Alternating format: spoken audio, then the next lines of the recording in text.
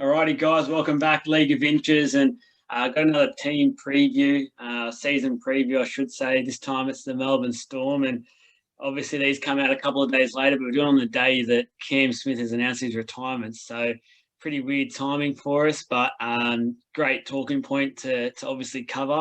I'm here with Luke, who runs the Rugby League Lounge, and if you haven't checked him out, he's on Instagram, and I believe he has a YouTube channel as well, and has some great content on it, just about obviously everyday league, and obviously has his Storm things and things like that as well. But it's a really good page to get across and give some love. I'll let him spruik it a bit more for himself, and I'll also ask Luke, how long you been a Storm fan for, and what made you a Storm fan? Hey, cheers for having me on, Joel. It's a pleasure, mate.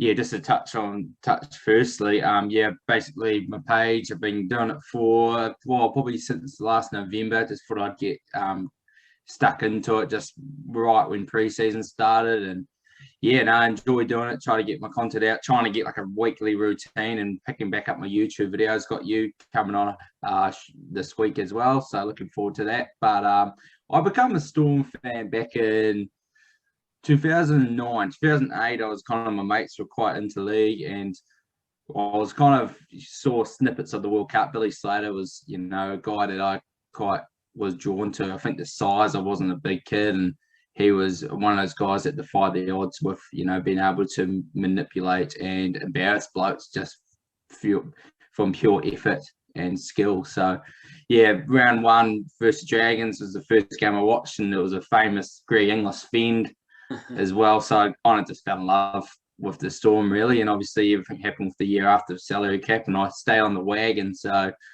yeah, I've stayed pretty strong, even though we've had some years to celebrate, obviously. There were hard times, but yeah, got through it. I'm glad I've stuck through it. It's been quite a successful club, and obviously you've been around for some of the real highs of it. But yeah, as you said, there has been some lows. But let's have a chat about 2021. And I know that there's a lot of hype around the team once again. There is some pretty big names missing, one in particular, which we will get to. But who's your best signing for 2021? Look, I think it has to be Remus Smith for me. He just screams one of those guys that he comes into the Storm system under Bellamy, and it just takes his game to a new level, finds that untapped potential. I don't know if you remember this game, but in 2018, I believe it was against the Dragons, he scored one of the best hat tricks I'd seen. It featured one of those put downs where you're going to have to put it in like the top 10 for that year. It was quite an incredible try, and then a couple 80-metre, 70-metre efforts. So he's got the talent. It's just probably been in a system where he's always got that go forward, and he's found it catable. I'm just interested. I think his best position is the wing, but I'm happy to be proven wrong. He's filling in for Brinko Lee while he's out for injury, but I believe he's going to add great value on the wing. And having George, having the Jennings brother there on the wing is handy as well. So I think he will do well there while Remus is in the centre. But I think you'll really see his value once he's shifted onto the right wing. He's got a heap of talent, and I really think a Kiwi spot should be right in his eyesight this year.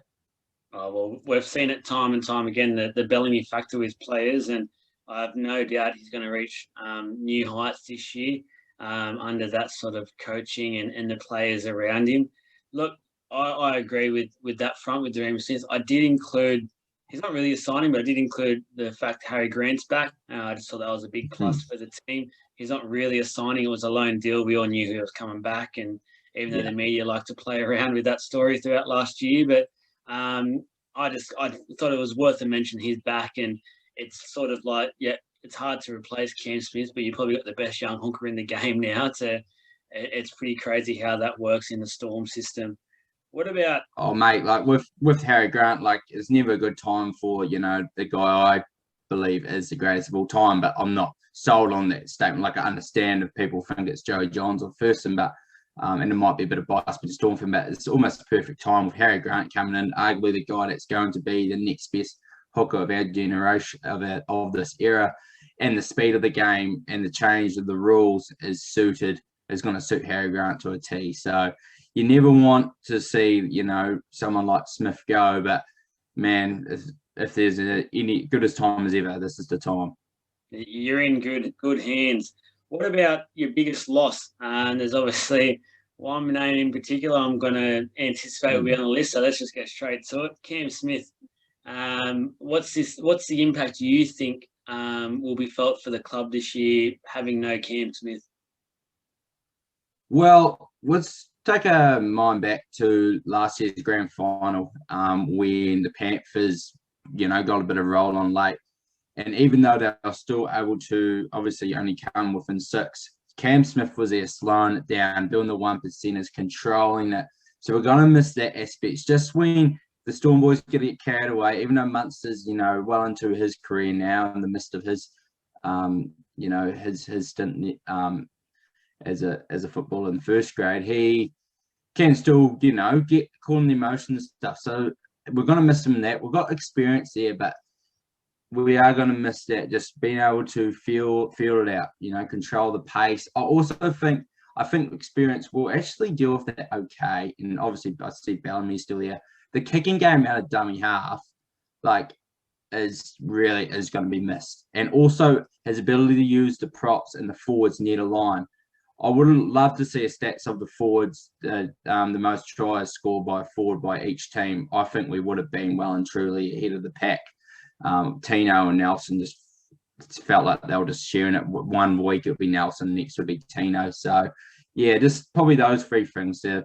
Yeah, control, obviously, the kicking game. Just the only other player close to doing that's Hodgson. And, yeah, just his ability to use the forwards as well. That we're going to, obviously, there's a lot we're going to miss, a lot more than that. But I really find those are my biggest concerns with his dismissal. It's an interesting one because for mine, it's his game awareness, Cam Smith, that makes him so good. He picks the times to go out and talk to the ref to slow the game down for a minute or put the ball into touch and know when to speed the game up, know when to speed the game down, which a lot of those things can affect fans in a negative way, but you know exactly why he's doing it. And it's exactly the reason why the Storm are so successful. Now, I'm a bit controversial when I say this, and I don't mean any disrespect to Cam Smith because I think he's one of the greatest of all time, no doubt. But I do think was better hookers in the game last year, but the way he just controlled the game as a whole made him still the greatest hooker of all time. So even though he still lacked in some of the speed departments and was aging a little bit, just because of how he could make a game aware, he was so good at what he did. So I think it is a massive loss. Clearly, you can't replace Cam Smith, but I think the fundamentals are in place to make sure life without Cam Smith isn't as bad as what it could have been probably 2-3 years ago. Yeah, for sure. And just to, kind of piggyback off that point, I disagree. I still believe he's the best hooker, but I completely understand where you're coming from. Because it's similar to, I just cast my mind back to Cooper Cronk in 2019, 2018. I didn't think he was the best halfback in the game, but if I had to pick a halfback to win now, he was still my number 1 pick because he just knew what to do. There was halfbacks that had more in their bag, was more capable because they were in their peak of their prime fitness and whatnot, and able to do things that maybe Cronk could have been able to do a couple of years back. But they still obviously they still have that thing up here that makes them winners, So I completely understand where you're coming from. Now, what about a key reason for success? So what's something you look at and you just think, you know what, because of this reason, we're going to have a very successful year this year? Oh, fast footy. The ability all our players are able to play with it. We've got the likes of Jesse Bromwich is able to be on the third tackle, shifted out wide, and we're able to just kind of play at a higher pace and make decisions at a higher pace. And like I said, Harry Grant comes in. I believe, he's really going to be talked about as the best hooker in the game after this year. I think people are really jumping the gun a bit, but I do have to see a full season in a winning environment for that. But it's pretty hard not to get carried away, to be fair on him. He's a freakish talent. But just about ability to play quick. Off the the new rules, and we've got Kenny, and you got lots of Kenny Bromwich who he's able to ball play. You just got guys that can make plays for others all around the park. So, and defensively, just I think I always used to get nervous when Vunivalu rushed out the line, and Josh Adokar got better last year at, keeping on his edge, better than other years. So defensively, just keeping strong, making sure our leaders are stepping up, within the defense. Yeah, no, 100% with that one. And I actually mentioned, and it doesn't really need too much explaining, everyone knows it now, but the Craig Bellamy effect, just his ability to get players to another level. And he'll pretty much make everyone know that this year people are going to judge you and think you can't do it without Cam Smith. And he'll really get to the players and really push that factor home with them. And they'll probably take it very personal this year and want to prove that they actually can do it without their captain and leader for so long. So what about something, I know it's going to be a very successful year for the Storm. I have no doubt they'll be right there towards the end. But what's something you look at and you just think, I'm a little bit concerned about that heading into this year? Yeah, we've already talked about the Smith loss in depth, so I won't touch on that. But maybe, look, for me, Jerome Hughes had a great year last year, and I've kind of got to be the devil's advocate here, because I have a feeling about Jerome Luai that I think Jerome Luai might take a step back for the Panthers, just because he was on the back of kind of a team that was running hot. But if he's not getting kind of the service he's not used to with Smith, how's that going to affect Hughes? So he might not have that. There's a good chance he doesn't have that same platform and delivery this year. And how is he able to deal with that? And kind of now teams are targeting him. He's a guy that was, obviously we were assigned him, but the Warriors were looking to, make a big deal for him. So there's a lot of pressure on him. Everyone knows who he is. So there's no surprise factor. He's not going to catch anyone off guard. So for me, I have faith. I think he can do it. But I've got to be, the guy that has to sit on both fences. I have to look at the other side and think, hang on. Like for me, Luai, I think it's going to take a step back in a similar situation. Teams know what to expect now. So yeah, for me, it's a possibility. So yeah, I do get a little bit concerned about that, and maybe just the yardage gain from like the likes of Vunivalu not there too. Even though I'm high on Remus Smith, hey, what if he doesn't turn out like he is? So just probably, the Hughes factor I've been thinking about the last week or so, just like it's quite often we see a bit of a drop off in guys that just have that kind of breakout year. Yeah, no, I can totally understand that. And I just want your final thoughts for the year. And I mentioned it first, and I'll probably go first. So